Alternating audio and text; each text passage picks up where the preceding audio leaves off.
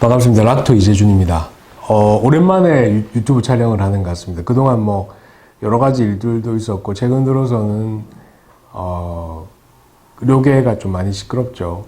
그래서 환자분들, 특히 산모분들도 걱정도 많이 하시고 뭐 저도 걱정이 많이 됩니다. 그래서 어떤 방향으로든지 좋은 방향으로 앞으로 서로 잘 논의해서 합의가 잘 될 것이라고 생각합니다. 제가 뭐 유튜브에서 지금 너무나 많은 그런 의료계 현황들에 대해서 이제 저도 하고 싶은 말이 있지만 다루지 않는 이유는 저희 유튜브 채널은 그런 어떤 문제점보다는 환자분들이 궁금증을 해결해 주는데 주안점을 두는 유튜브이기 때문에 그런 의료계의 지금 현 상황이나 뭐 주변의 여러 가지 상황들에 대해서는 언급을 자제하도록 하겠습니다.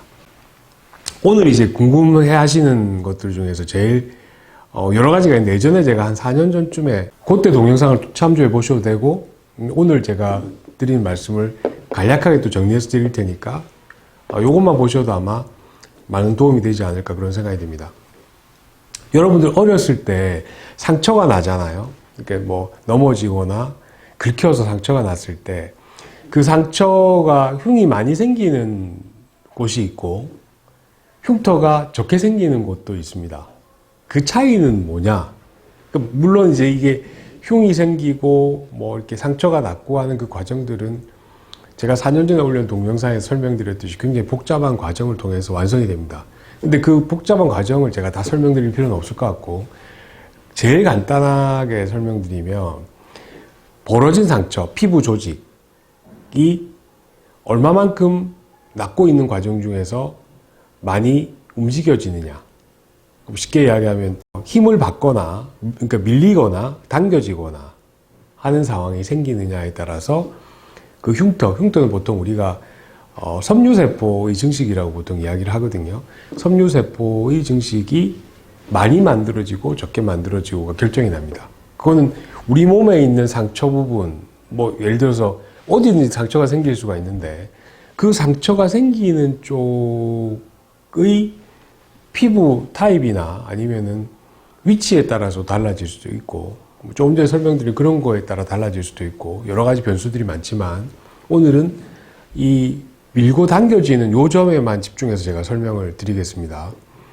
예를 들어서 그 상처가 난 부분에 계속 지속적으로 자극을 준다고 가정을 해봅시다. 그러면 우리 몸은 어떻게 생각을 하냐면은 이 상처 부분을 보존하기 위해서 또는 빨리 낫게 하기 위해서 과도한 섬유세포 증식을 만들게 됩니다. 그 과도한 섬유세포의 증식이 결국은 흉터라는 자국으로 남게 되죠. 그래서 여러분들이 제왕절개 이후에 제가 첫 번째 보통 말씀드리는 게 뭐냐 하면 복대를 하고 걸어 다니실 때 이렇게 숙이고 다니지 마시라고 이야기를 합니다.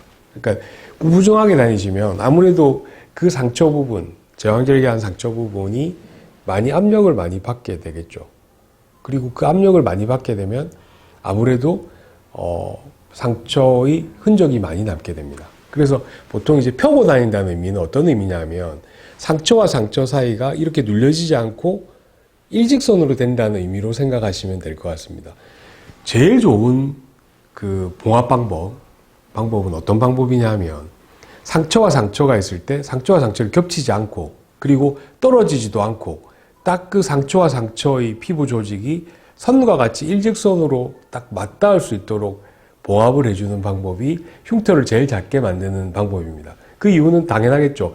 엎어져 있을 때, 상처가 이렇게 꼬매져 있을 때 더 많이 밀려지고 당겨지게 되거든요. 그럼 당연히 흉터가 많이 생기고 이게 벌어져 있다 하더라도 우리 몸은 이 벌어진 조각 사이의 공간을 메우기 위해서 과도하게 섬유세포를 증식을 하게 됩니다. 그래서 결국은 뭐 다른 여러 가지 기전들도 많겠지만 그런 복잡한 기전들은 생각하지 마시고 상처와 상처가 되도록이면은 눌려지지 않고 당겨지지 않는 상황을 오랜 기간 동안 유지하는 것이 흉터를 작게 만드는 방법입니다. 그래서 제왕절개 이후에 뭐 여러 가지 붙이는 타입의 테이프 또는 뭐 바르는 스틱 타입 여러 가지 종류의 흉터 방지하는 뭐 이런 여러 가지 제품들이 나와 있는데, 그런 제품들의 가장 기본 중에 기본인 개념이 뭐냐 하면은 상처가, 그러니까 이게 상처가 이렇게 있는데 이렇게 붙여 놓는단 말이죠. 그러면 이 상처 부분이 움직인다 해도 다른 몸에 의해서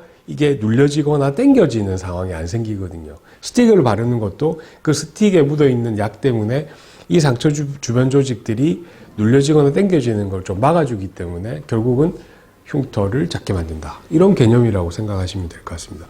예전에 비해서 대왕절개를 할 때 사용하는 실들이 이제는 전부 다 녹능실로 바뀌었습니다. 특히 최근 들어서는 스킨, 맨 바깥쪽 피부 쪽을 우리가 꼬매는 데 쓰는 실도 이제는 녹는 실로 바뀌었습니다. 왜냐하면은 예전에는 피부 쪽의 실들은 우리가 뽑는 실로 썼었는데, 이제 그 이유가 녹지 않는 실을 쓰는 것이 흉이 좀 작게 생긴다라고 생각했었는데, 최근 들어서 이제 좋은 실들이 많이 나오면서 피부 쪽에 쓰는 실들 자체도 녹는 실로 해도 녹지 않는 실을 썼을 때와 크게 흉터가 차이가 나지 않는 것을 우리가 확인했기 때문에 요즘은 더 거의 다 녹는 실로 씁니다. 그래서 이제 제왕절개를 하더라도 나중에 이제 실밥을 뽑을 게 없죠. 다 녹는 실이기 때문에.